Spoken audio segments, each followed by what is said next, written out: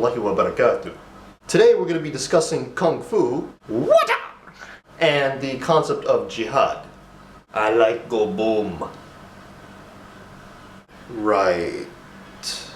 Perhaps we should clear up some misconceptions about the second one. I mean, this is the popular conception in Western media. You know, this whole thing about kill infidels indiscriminately and durka. I live in a desert cave and, don't like you for no apparent reason other than the fact that you have toilet paper and I don't.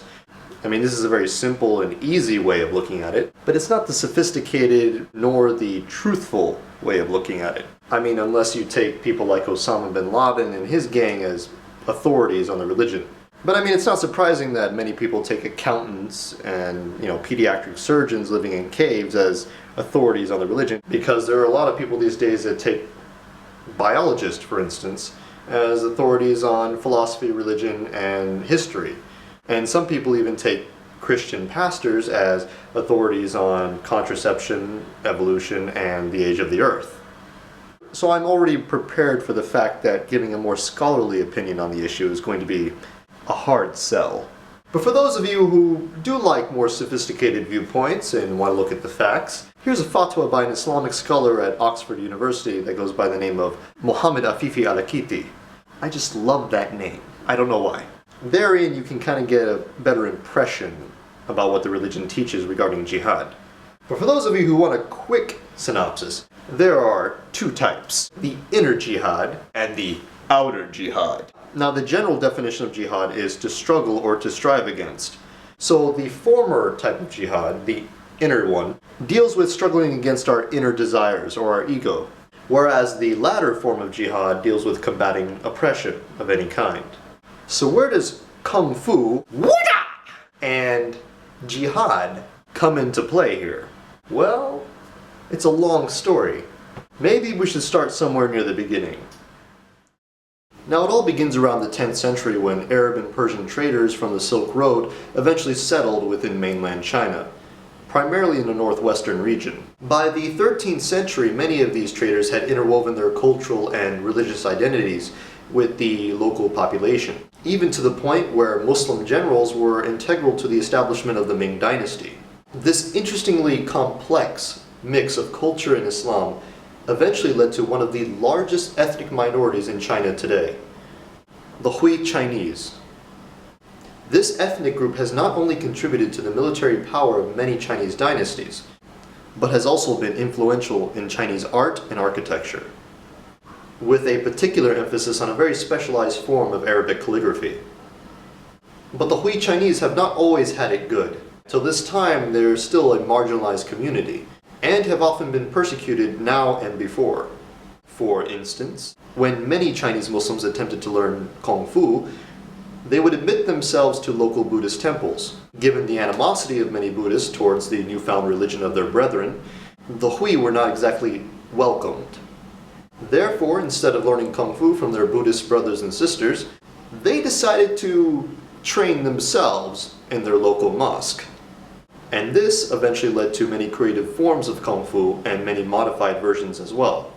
One of the more popular modified versions of Kung Fu today among the Hui Chinese is the famous style known as Baji Quan. This style has often been confused with Shaolin Kung Fu, but do not be mistaken. It is much quicker, much fiercer, and in many respects much stronger, especially if you ask the Hui.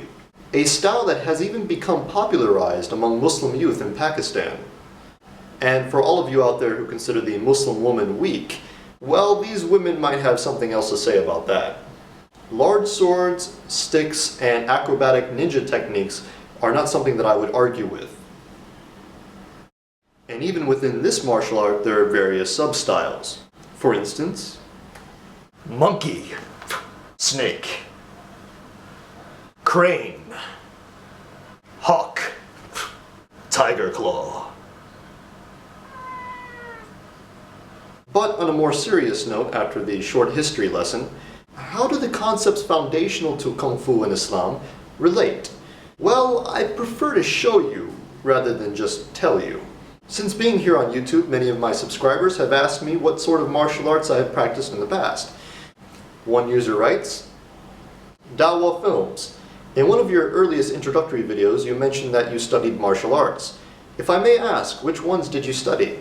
Well, I studied a more traditional and ancient form of Taekwondo, a Korean martial art, known as Hwarangdo, or the Way of the Flowering Knight. And I must admit that my dabblings into philosophy and the prior experience with martial arts is what was helpful in eventually influencing me towards converting to Islam. So how did that work out? Let's take a look.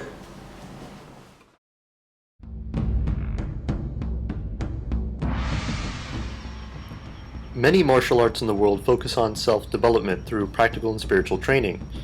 These exercises are performed in order to achieve balance within the human spirit and body, a conquering of our base instincts for the sake of being able to optimally exist as human beings. In the same way, Islam is a guide by which believers can strive against their own passions that may be detrimental to their overall well-being. The Qur'an instructs us to strive for the sake of Allah in our religion. This is the first mention of jihad. Elsewhere, the Prophet Muhammad ﷺ instructs us to strive against our own selves so that we may follow the commands of Allah.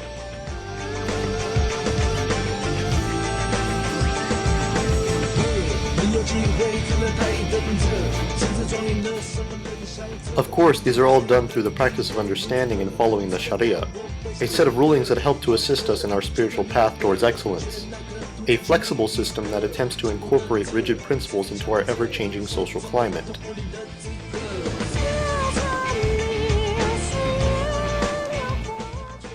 The tools by which we achieve this excellence are through striving to obtain knowledge in our daily lives, while doing good deeds and performing our religious obligations of prayer, fasting, and charity.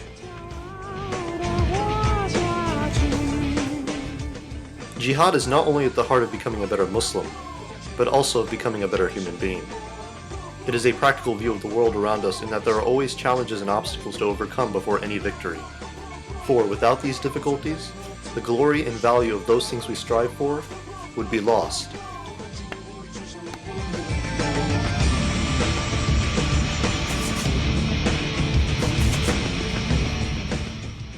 Islam, however, being realistic to the nature of the world, also allows us to fight when necessary to defend ourselves, not only for the sake of our own lives, but also for the sake of others who have been wronged, to protect their freedoms and right to life.